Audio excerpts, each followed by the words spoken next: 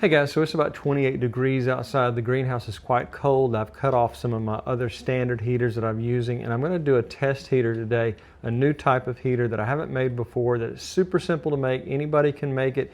You can mix and match some products that you may not have already, but I almost guarantee you've got at least 2 or 3 of the needed items to make this work. So if you needed emergency heat, or if you had an unpowered greenhouse like this, you could set it up in there and you wouldn't have to worry about your plants freezing. So this is super simple to put together. Let's get started and I'll show you how to put this together in a very short amount of time, just a few minutes. So one of the first things you're gonna need is some type of metallic container, preferably stainless steel or something like this unused paint can. I'll put a link in the description.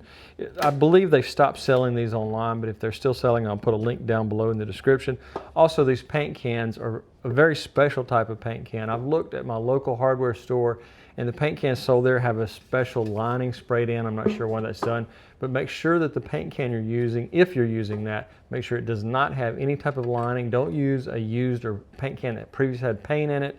Also, you could use something as simple as a camping mug. So it really doesn't take anything special. You just need a metallic container that doesn't have any type of lining in it to make sure it's safe and it doesn't put off any toxic vapors. Now, this isn't an absolutely necessary item to have, but this will help radiate heat once you set everything up. You can have any type of stainless steel mesh from this little bit larger size to this very fine stainless steel mesh. Nothing sprayed on it, it's not coated in any way, so I'll put a link in the description. The one I prefer is actually this one. I think it actually works better as a radiative type heater, so I'll put a link to that. I don't think this works quite as well, but it depends on what you have at your local hardware store or in your garage or greenhouse, work shed, whatever you have. So I would recommend some type of stainless steel mesh, but again, it's not absolutely necessary to make the heater work. Now there's other size containers you could use to these very small, unused, maybe, I don't know what size these are. These are smaller than a quart, but they're very small, unused paint cans, and this is a coffee filter. So you could go down to something quite a bit smaller, but this would be for heating something like a tent if you're on a camping trip, or if you're in a very small area. Again, I always talk about safety measures. Make sure that you have carbon monoxide and smoke detectors and some type of fire extinguisher, preferably one that is big enough to put out an emergency situation. So just remember that priority will always be safety with me. I want to make sure that you're safe in doing all of these things. I really like SimpliSafe, and I've got that type of alarm system set up in my home with carbon monoxide, flood detectors, all that stuff. So I'll put a link to in the description to that as well. But just make sure that you have some way to monitor it. The great thing about SimpliSafe is that it'll send a notice to your smartphone if it does detect something like smoke or carbon monoxide. Now I'm going to move some of this stuff out of the way and put our paint can right here in the camera's view. And so again, like I said, this has never been used, nothing sprayed into the lining. And so this type of paint can on this type of heater will work really great. What we're going to do is we're going to make a wick from a very common item, just ordinary toilet paper. And I had to take a little bit off the roll to make it fit inside the can. So whatever size you have, you just want to make sure that it fits into the can properly. But that's going to act as our wick. But we don't want our wick sitting that far down in the can. We want the wick up closer to the top.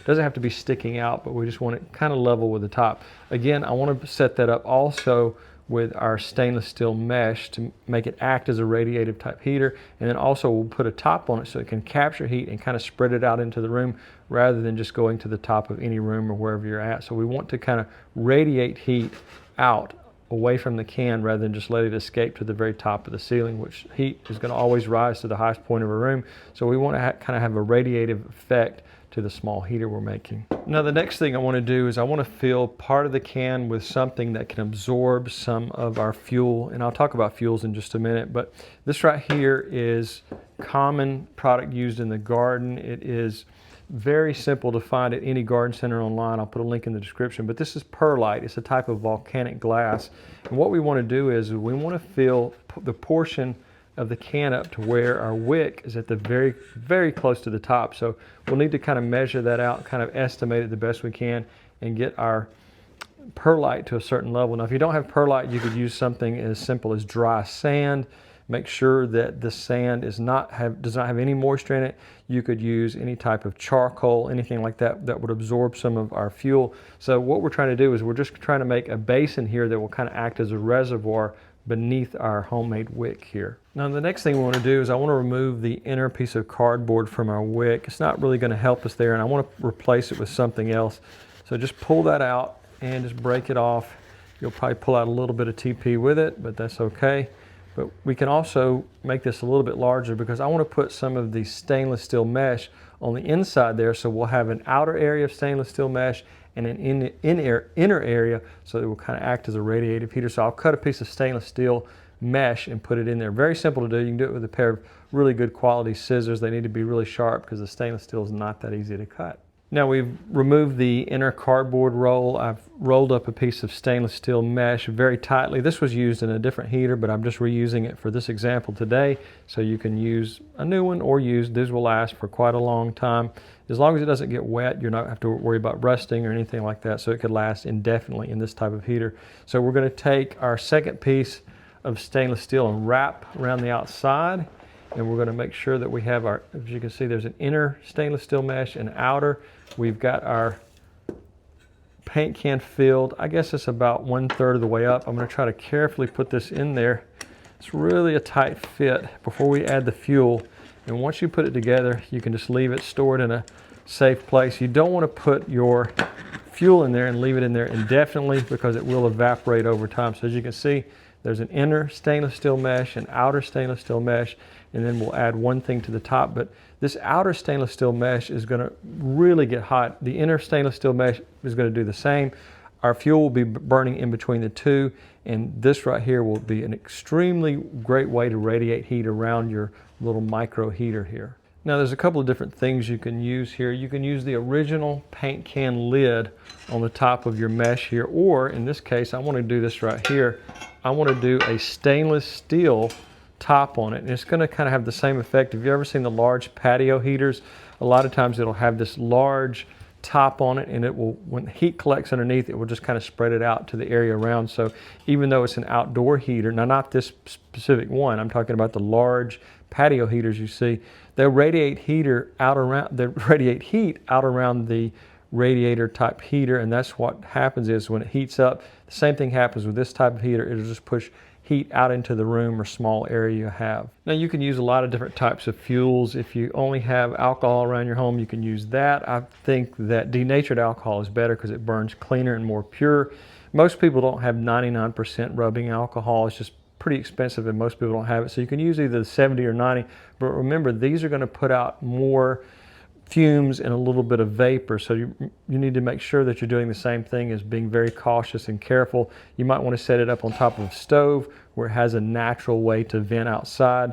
If you're doing it in an empty fireplace, you could set it in there. If you don't have firewood, you could have it burning inside of something like that. So just make sure you have proper ventilation.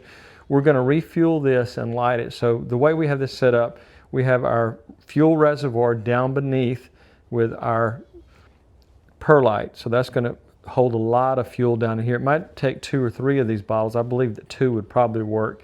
Next, we're going to have our homemade wick here of just common toilet paper.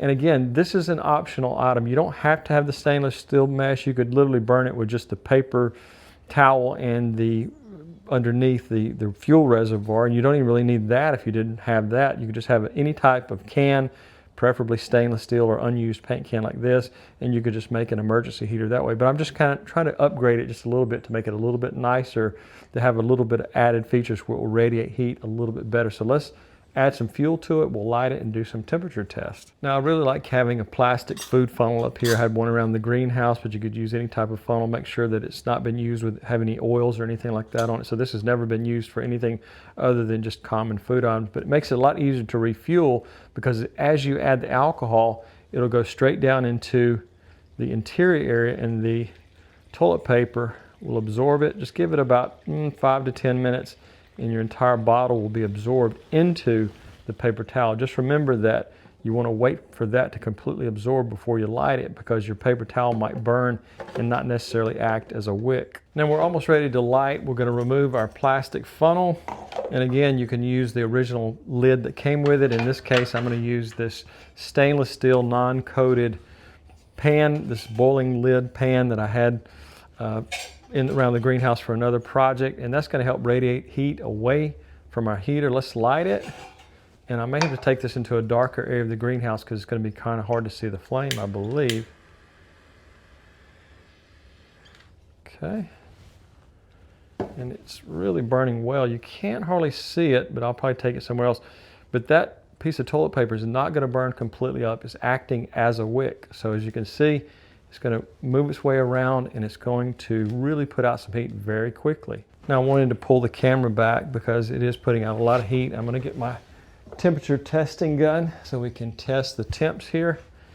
I'm hoping you can see it because there's a little bit of reflection happening in the greenhouse. So we're looking at, just lit it, and it's about 300 degrees up top. It's going to probably be a little harder to get it just right. I think we're on Celsius. We need to switch over to Fahrenheit there. Let's see, I think we are on Fahrenheit. So let's move it around 300 degrees. And as you can see, the toilet paper is acting as a wick. It's super simple to build, and it's just going to put out a lot of heat in a short amount of time. And with a couple of bottles of alcohol, and this all depends on purity, you can get many, many hours of burn time. So I wanted to give you a close-up of the toilet paper. Now, if you just lit an ordinary roll of toilet paper, the toilet paper would burn up in a matter of minutes and it would be gone. But here, it's actually burning the fuel and acting as a wick. So as you can see, the toilet paper is still intact, and it would take quite a few burns for your toilet paper to completely be used up as the wick. All right, and let's see what we've got on top here. 310, 330. So it is burning nicely and putting out quite a bit of heat. I can already tell a difference in the greenhouse. The top is actually spreading heat out away from it rather than going right up to the ceiling. So as you can see, it will burn for quite a while, and that fuel burns pretty pure. It wouldn't burn as pure. It doesn't burn as pure as something like 99% or denatured alcohol. So if you can get denatured alcohol and have it in the pantry, that would even be better. All right, so let's see if we can, I know I'm out of focus there. Let's do some more testing. 650, 658. It's a little hard to see there because of the reflection. I'm trying to get you into the video there where you can see quite well. 540, 600. So with a very simple setup like this, you can get 550 to 600 degrees very quickly from a simple heater as this, and it can burn for many hours. In an emergency situation, this could be quite a lifesaver. Always remember, make sure you use this in an area that's possible ventilation, like on top of a stove, empty fireplace, or have the proper detection equipment in case there's a buildup of carbon monoxide, or if anything like smoke happens. Also, you don't want to use this around children or pets because they could easily knock this over. Anytime you're dealing with an open flame, you want to make sure that children or pets can't get anywhere near it. So guys, I'm not getting any smells, anything like that. There's no unusual odors or vapors, but again, with carbon monoxide, that is an odorless gas, so you just want to make sure you have the proper detection equipment. The paper towel is not even singed or black, so it is absolutely only burning the fuel we've put in there. Again, I think denatured alcohol is better, but in a pinch, you could use rubbing alcohol of varying percentages and purities, and that will determine how long it burns. And again, there's a lot of variables there, so just remember, fuel purity will determine how long it burns. That's the most common question I normally get when it comes to making these type of heaters. So it depends on your fuel, how much you actually have on hand, the size of can you have. So I can't really give you an exact time of burn time because you could have a lot of variables in your own setup. So I have dozens of heater videos, and since I'm not doing any gardening this time of year, everything's in the greenhouse and the vegetable garden is completely not producing anything now. I want to focus on things that I like doing in the wintertime, and one is making emergency heaters or room heaters or DIY or homemade heaters. So something like this, if you like it, go back and look at the catalog of videos. I have at least 2 or 3 dozen of these types of videos with different fuels and different setups. You might find one that you actually have everything to put it together right now. So if you had an emergency, it would make it super easy to produce heat in a short amount of time.